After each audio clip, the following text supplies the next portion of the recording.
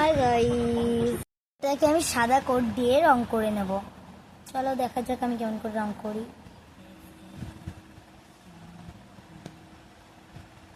তাই জানো, তার আগেই আমার ঠান্ডায় টাকা ফেলা হয়ে গেছে, এমন একটা কাজ হয়েছে। তারপরে পুরো কমপ্লিট করে নেব। এটা শুকিয়ে যাওয়ার পর দেখতে পাচ্ছ আমার কাছে কমলা কালার নেই, তাই জন্য কমলা কালারটা আমি বানিয়ে নিচ্ছি। এখন আমি এই হলুদ আর লালটাকে মিক্স করে কমলা রং করবো।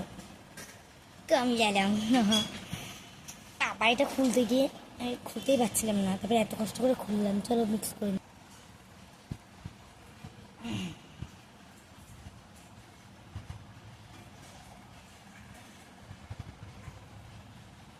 এটা আটকে নিয়ে আমি রেড কালারটা দেব এর মধ্যে।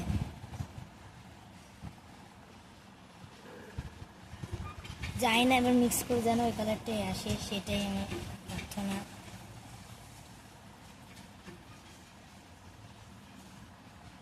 আমার মনে হয় লালটা একটু বেশি চলে এসেছিলো, একটু ইয়েলোটা মিক্সিং করতে হবে। আমার একটু বুলবুলি ওটার জন্য বেরোয় না রঙটা ঠিক করে। যাই না, প্লিজ এবার তো হয়ে যাক।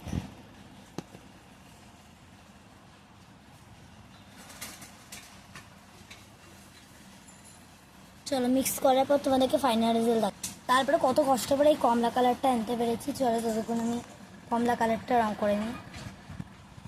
দেখে নাও, করে নিচ্ছি। এটা কি কমলা কালার এসেছে নাকি তুমি একটু কমেন্টেও জানিও। তাই এটা ফাইনাল করে নিই।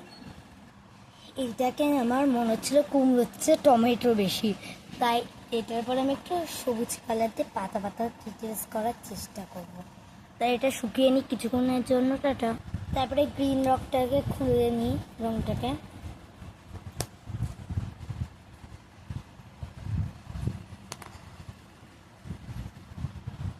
গ্রিন রংটাকে খুলে আমি একটু কুমড়োর মাথায় লাগিয়ে দিই।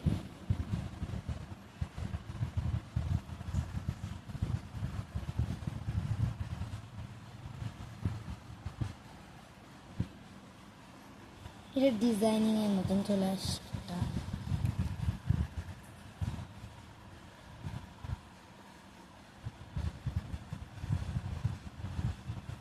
দেখতে পাচ্ছ কেমন লাগছে, কমেন্টে প্লিজ জানাও।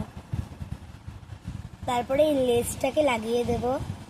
চলো, তারপরে এই লেন্সটাকে লাগিয়ে নিয়েছি।